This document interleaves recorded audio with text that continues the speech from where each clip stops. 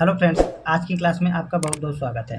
दोस्तों, आज हम लोग स्टार्ट करने वाले हैं अप्लाइड मैथमेटिक्स सेकंड का एक्सरसाइज 1.1।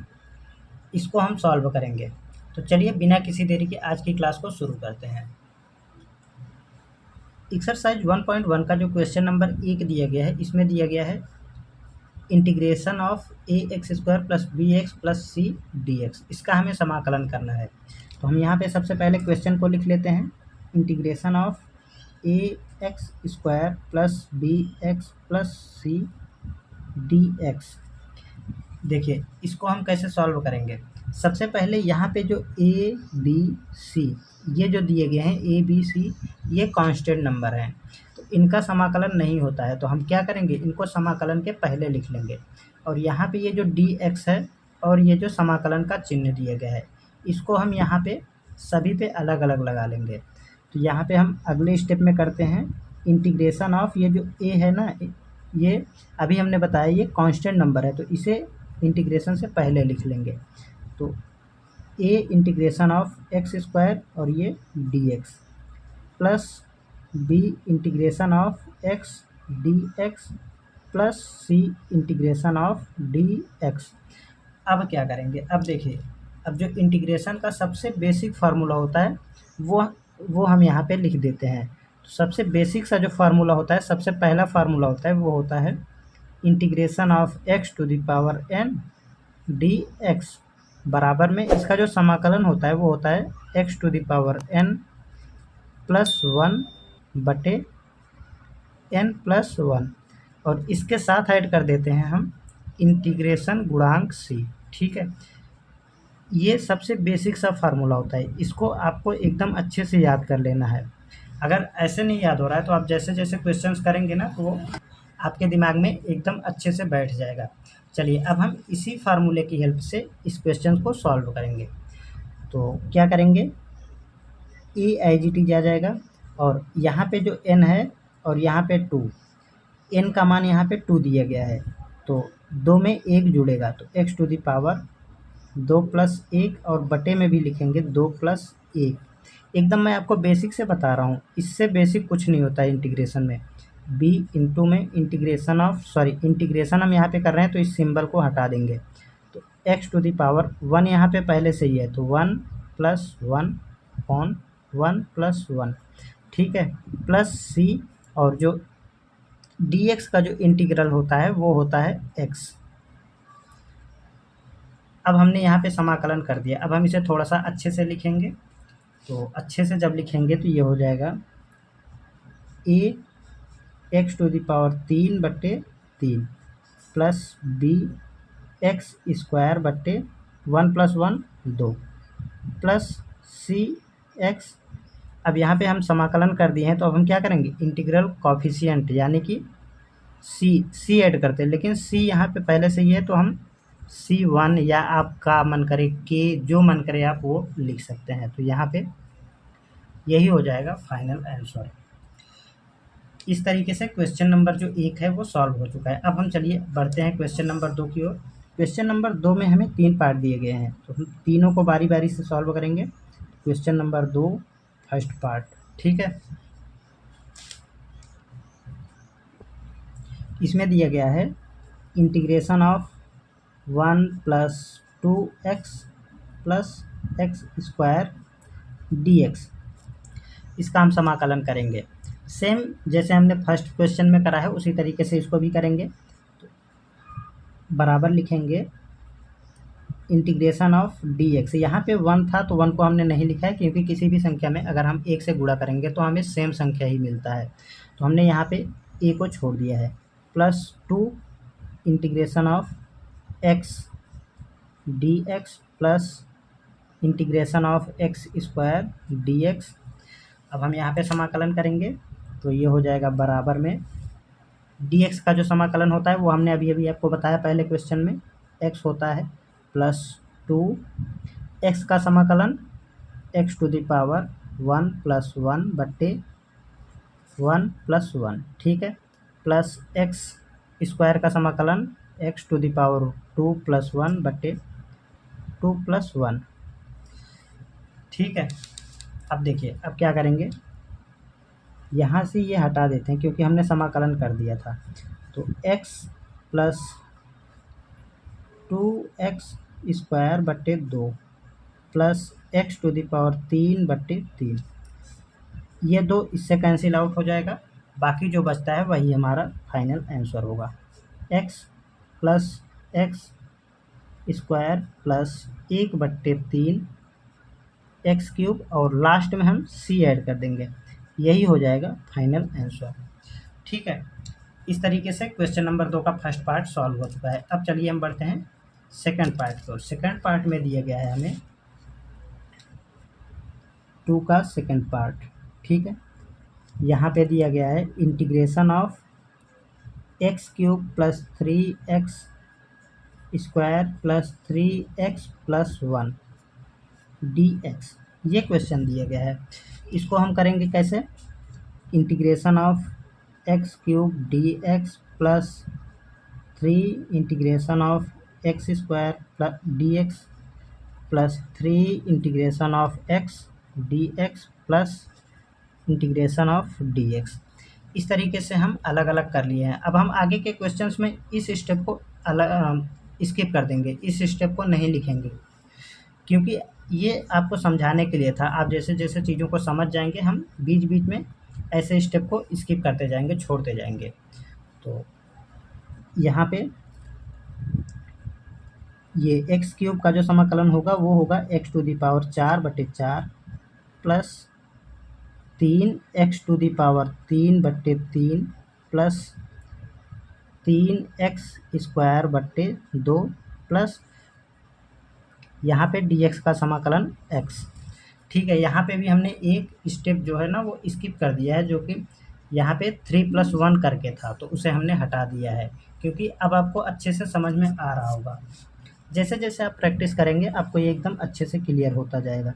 अब ये इससे कैंसिल आउट हो जाएगा, बाकी जो बचेगा वही हमारा आंसर होगा। x⁴/4 plus x³ plus 3/2 x² plus c, यही हो जाएगा फाइनल आंसर। ठीक है, आई होप कि आपको ये प्रश्न भी एकदम अच्छे से क्लियर हो गया होगा।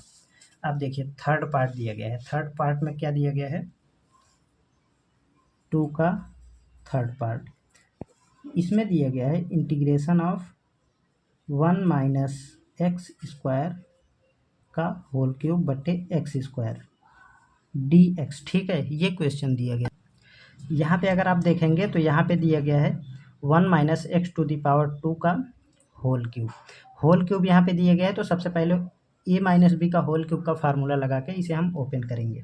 तो यहाँ पे ऊपर में जो हो जाएगा वो होगा, सबसे पहले मैं आपको यहाँ पे फार्मूला बता देता हूँ। कौन सा फार्मूला, a - b का होल क्यूब का फार्मूला। तो ये होता है a³ - b³ minus 3a² plus 3ab², ये फार्मूला होता है a - b के होल क्यूब का फार्मूला। इस फार्मूले की हेल्प से हम यहाँ पे इस कोष्टक को ओपन करेंगे तो 1 का होल क्यूब यानी 1 ही होगा, माइनस b के स्थान पर कितना है x², तो x² का क्यूब करेंगे तो x⁴ हो जाएगा, माइनस 3 इंटू a² a के स्थान पर 1 है तो 1 इंटू b के स्थान पर x² है तो ये हो जाएगा x², प्लस लगाएंगे 3 a के स्थान पर फिर से 1 और b के स्थान पर b का स्क्वायर और यहाँ पे x², तो ये हो जाएगा पावर 4। ठीक है, इसके पूरे के बटे में x² dx। इसे जब थोड़ा सा सॉल्व करेंगे तो ये हो जाएगा integration of 1 - x⁶ minus 3x² plus 3x⁴ पूरे के बटे में x² dx। अब क्या करेंगे, अब ये जो x² है ना इन सब पे अलग अलग लिखा, इन सब के बटे में अलग अलग लिख देंगे। तो यहाँ पे ये हो जाएगा हमारा बराबर integration of 1/x² minus x⁴ minus 3x² plus 3x⁴x⁴ dx। I hope कि आपको यहाँ तक भी एकदम अच्छे से क्लियर हो गया होगा। देखिए अब हम क्या करेंगे, यहाँ पे थोड़ा सा कैंसिल आउट कर लेते हैं। यहाँ पे ये जो x⁴ बटे में 2 है और ऊपर पावर में 4 है, तो क्या होगा, 4 में से 2 चला जाएगा तो 2 बचेगा। और यहाँ पे ये x² से x² कैंसिल आउट और यहाँ पे ये हो जाएगा 4। ठीक है, अब यहाँ पे जो भी बच रहा है उसे लिखेंगे यहाँ पे।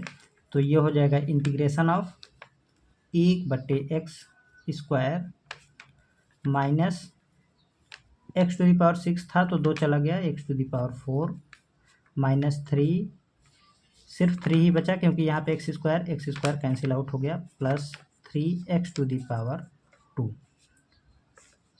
dx। ठीक है, आई होप कि आपको यहाँ तक भी एकदम अच्छे से क्लियर हो गया होगा। चलिए अब हम आगे बढ़ते हैं।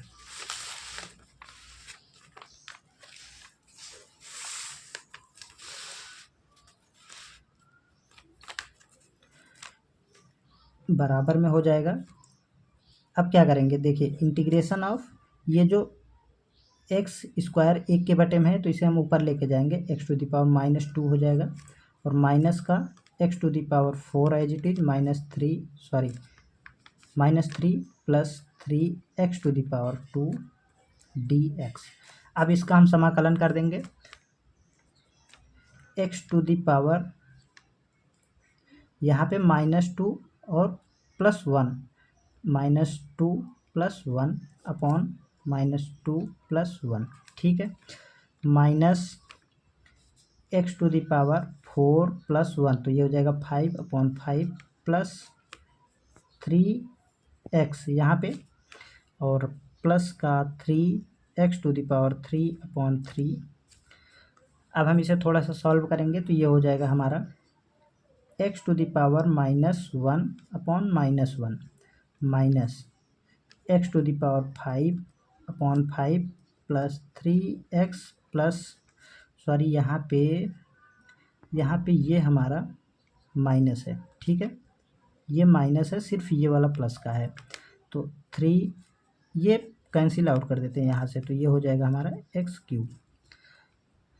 अभी इसे थोड़ा सा और अच्छे से लिखेंगे, कैसे लिखेंगे इसे हम, तो ये हो जाएगा माइनस का आ जाएगा हमारा 1/x। ठीक है, ये पावर जो थी ना इसकी वजह से ये x नीचे आ गया और ये वाला जो माइनस का 1 था ये यहाँ पे आ गया, minus x⁵5/5 minus 3x plus x³ और एंड में हम लिख देंगे c कांस्टेंट समाकलन गुणांक, और यही हो जाएगा फाइनल आंसर।